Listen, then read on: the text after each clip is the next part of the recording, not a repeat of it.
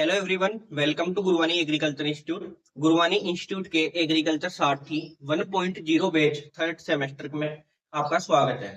जैसे कि आपको पता है, थर्ड सेमेस्टर को अपन कंटिन्यू कर रखे हैं। उसमें अपन क्रॉप प्रोडक्शन टेक्नोलॉजी सब्जेक्ट को पढ़ रहे हैं और साथ के साथ जो हॉर्टिकल्चर वाली है आपकी production technology for fruit and plantation crop, उसको कंटिन्यू कर रखे हैं। और रात को यानी कि शाम को आपको 6 बजे लाइव क्लास मिलती है आपके 20 इंपोर्टेंट एमसीक्यू की।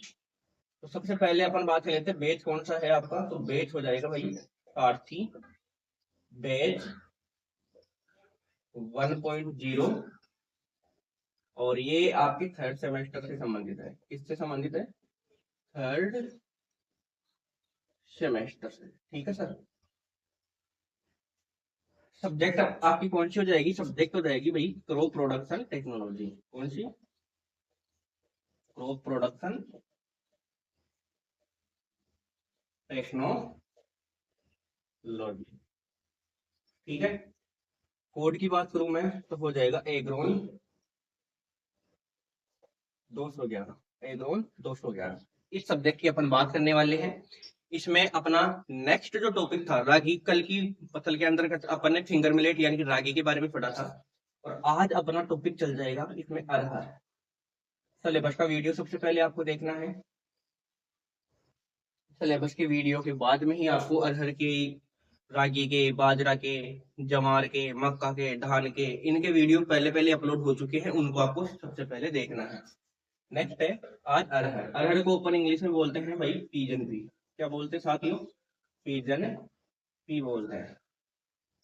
ओके। सबसे पहले इसके और अन्य नामों की बात कर ले अपन। सबसे पहले इसके अन्य नामों की बात करें अपन। अन्य नाम देखिएगा, अन्य नामों में इसका अन्य नाम एक तो पीजन पी हो जाएगा।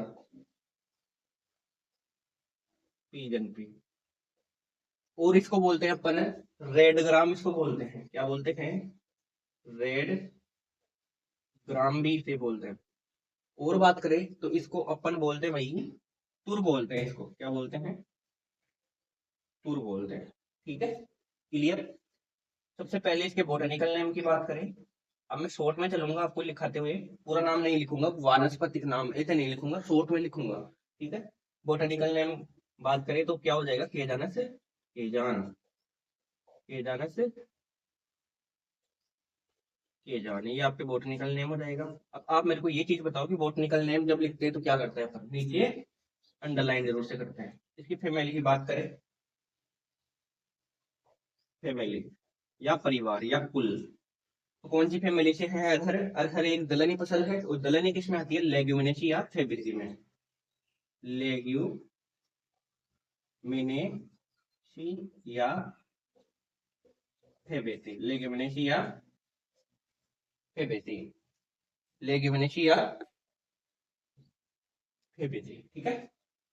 नेक्स्ट बात करें भाई, इसमें 2n बराबर है। इस सारे के सारी बात करें कहाँ पर? हाँ, 2n बराबर इसमें हो जाएंगे 22। उसके बाद में अपन बात करें इसमें प्रोटीन प्रतिशत, क्योंकि दलहनी फसल है तो प्रोटीन देखना जरूरी है। ठीक है। प्रोटीन प्रतिशत बात करें तो प्रोटीन इसमें हो जाएगी भाई 20 से 21% हो जाएगी। कितनी हो जाएगी साथियों? 20 से 21%। उसके बाद में अपन बात करें कि सबसे कम इसका कटाई सूचकांक होता है। सबसे कम, सबसे कम कटाई सूचकांक या हार्वेस्टिंग इंडेक्स, कटाई सूचकांक सबसे कम होता है इसका, और वो कितना होता है? 19% होता है। ठीक है। ये चीज अपन ने देख ली। अब मैं देख लेता हूँ कोई चीज छूट तो नहीं रही ना। ये सारी चीज आपकी क्लियर हो जाती है यही, इतना तो मैंने बता दिया। एक चीज मैं आपको मेरी तरफ से ऐड करके बता देता हूँ कि ये नाइट्रोजन स्त्रीकरण कितना करती है। ये जो अरहर है ये नाइट्रोजन का स्त्रीकरण है, यानी कि ये दलहनी फसल है, और दलहनी फसल जब ये है तो ये क्या करेगी? वायुमंडलीय नाइट्रोजन का फिक्सेशन करेगी। नाइट्रोजन का फिक्सेशन करेगी तो ये कितने किलो करती है? 200 किलो एक दिन के अंदर कर देती है ये नाइट्रोजन का फिक्सेशन।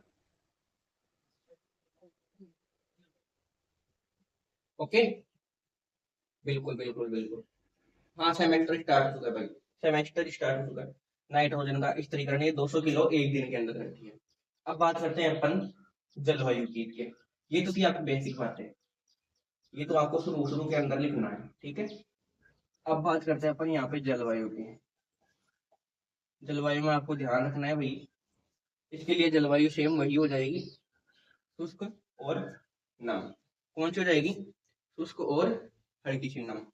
यानी कि आर्द्र जलवायु की मैं इसमें बात कर लेता हूँ, जिसमें थोड़ा सा सूखा यानी कि शुष्क व नम, ठीक है।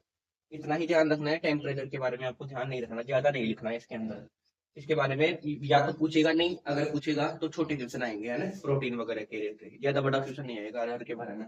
या 7वें क्वेश्चन में आपको मिल सकता है कि अरहर के निम्न बिंदुओं पर चर्चा कीजिए। ये पूरा नहीं पूछेगा कि अरहर की खेती के बारे में बता दीजिए आप, ठीक है। जलवायु के बारे में बात करते हैं अपन मृदा की। यहाँ पे देखिएगा मृदा, तो सोई कैसी हो जाएगी? बलुई दोमट हो जाएगी, कंकड़ पत्थर रहित हो जाएगी। बलुई दोमट कंकड़ पत्थर रहित। पीएच कितना हो जाएगा? 6.5 से 7.5 उदासीन पीएच होना चाहिए। उसके बाद में अपन बात करते हैं भाई बीज दर की, सीड रेट की बात करते हैं। किसकी? सीड रेट की। तो इसकी बीज दर की बात करें तो दलहनी फसलों में करीबन करीबन जो बीज दर आती है साथियों, वो आती है आपकी 15 kg, 12 से 15 kg, है ना। और मैं यहाँ पे 15 kg पर हेक्टर लिखता हूँ अकॉर्डिंग टू आपके एनसीईआरटी 12th बुक के अनुसार, 15 kg पर हेक्टर। उसके बाद में ये तो हो गई आपकी नॉर्मल। जब आप नॉर्मल बोते हो ना, अरहर का पौधा आपने देखा होगा, जमीन से बहुत ज्यादा ऊपर लगता है ये, है ना। अपने नींबू का पेड़ होता है ना, उसकी तरह लगता है अरहर। इस चीज का ध्यान रखना। 15 kg पर हेक्टर इसके लिए नॉर्मल बीज दर। अगर अपन सिंचित क्षेत्रों के लिए, सॉरी, मिक्स्ड अपन किस में करके देंगे, अगर मिक्स्ड इस अरहर को अपन मिक्स्ड तरीके से यानी कि मिश्रित तरीके से उगाएंगे, तो इसका आधा कर दो आप, तो कितना हो जाएगा? 6 से 8 kg हो गया है, 6 से 8 kg पर, ठीक है। नेक्स्ट बात करते हैं भैया अपन वेराइटी की। वेराइटी वेराइटीज की बात करें तो इसमें इंपॉर्टेंट इंपॉर्टेंट वेराइटी आपको दे रखी है। पूसा अगेती हो गया, ठीक है। पूसा अगेती, जागृति, पूसा अगेती, पूसा अगेती, जागृति, पूसा अगेती, जागृति और पूसा 9, पूसा 9। और सबसे इंपॉर्टेंट वैरायटी है ये आपके, इसकी फर्स्ट हाइब्रिड वैरायटी है अरहर की। फर्स्ट हाइब्रिड वैरायटी ICPH8, और ये निकाली थी भाई इक्री शेठ ने। इक्री शेठ एक आपकी संस्था है जो कि हैदराबाद में पड़ती है। कहाँ है? हैदराबाद में। ओके, ये आपको इतनी ही वैरायटी याद रखनी है, ज्यादा से ज्यादा एक वैरायटी और याद रख लो आप। दुर्गा हो गई, प्रगति हो गई, ये आप याद रख सकते हो, ठीक है, ऑप्शनल है आपके पास में। नेक्स्ट बात करते हैं भैया अपन इसके कीट की। कीट की बात करते हैं तो कीट इसमें एक ही लगता है। कीट कौन सा लगता है? मोजेक लगता है। सॉरी, ये तो वायरस हो गया। कीट कौन सा लगता है भैया? कीट लगता है इसमें तुर्की पोड फ्लाई, इसमें बता रखा है, ठीक है। इतना आपको याद नहीं रखना है। इसमें ये नहीं पूछेगा कीट क्या होता है, रोग क्या होता है, ये नहीं पूछेगा। आपको पूछेगा ना तो ये वाले क्वेश्चन ही बन जाएंगे आपको। ये प्रोटीन वाला बन गया, एक ही बोटनिकल नेम बड़ा बन गया, एक ही फैमिली बड़ा बन गया, एक सबसे कम थोड़ा सूचकांक बड़ा, ऐसे ही बनेंगे। ये बीज दर भी नहीं पूछेगा, ज्यादा से ज्यादा बीज दर भी नहीं पूछेगा, देख लेना। ये कटाई सूचकांक वाला पूछ लेगा ज्यादा से ज्यादा। ये नाइट्रोजन स्थिरीकरण का क्वेश्चन आ सकता है, प्रोटीन वाला आ जाएगा। गुणसूत्र भी नहीं पूछेगा, देखना। बोटनिकल नेम भी पूछ लेगा। कीट में बात करें अपन, पोर्ट फ्लाई आ जाएगा इसका। पोर्ट फ्लाई, ये क्या करता है? पोर्ट फ्लाई ये एक लठ की तरह होता है, जो कि अरहर के जो दाने होते हैं उनकी जो फलियां होती है उसको छेद कर देता है, ठीक है। नेक्स्ट अपन बात करें इसके रोगों की। सर रोगों की बात करें तो इसमें रोग हो जाएगा भाई, मोजेक वायरस हो जाएगा। ये एक ही है इसका जो मेरे को मुंह पे याद था, मोजेक वाला। और मोजेक वायरस है ये, है ना। और इसका संचरण कौन करता है, इसको फैलाता कौन है? तो भाई माइट फैलाता है इसको। कौन फैलाता है साथियों? माइट। माइट इसको फैलाता है, वायरस से होता है मोजेक, ठीक है। नेक्स्ट एंड लास्ट सबसे, अपन उपज की बात करें इसमें तो वैसे तो देखो सभी दलहनी की जो क्रॉप है उसमें अलग अलग होती है। बस ये है कि सीड रेट समान होती है। कितनी होती है भाई सीड रेट? यहाँ पे पूछा है, इस चीज का ध्यान रखना स्क्रीनशॉट लेने वाले। अब देख लो, इतने 7 से 8 लाइन के अंदर ये सारी चीज कंप्लीट हो गई।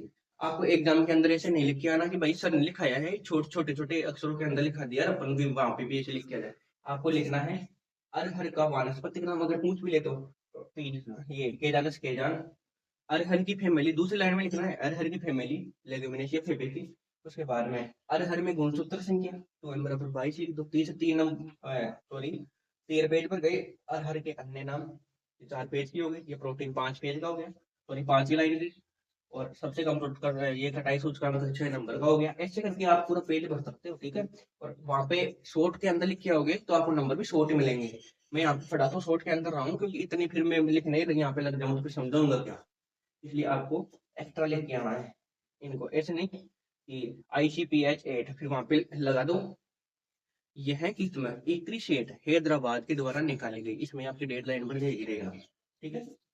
नेक्स्ट उपज की बात कर ले भाई, अपन उपज रह रही है ना भाई, उपज की बात कर ले तो आप 15 से 20 क्विंटल पर हेक्टर उपज इसकी मान कर चलो, ठीक है। 15 से 20 क्विंटल पर हेक्टर इसकी उपज प्राप्त होती है अपन को।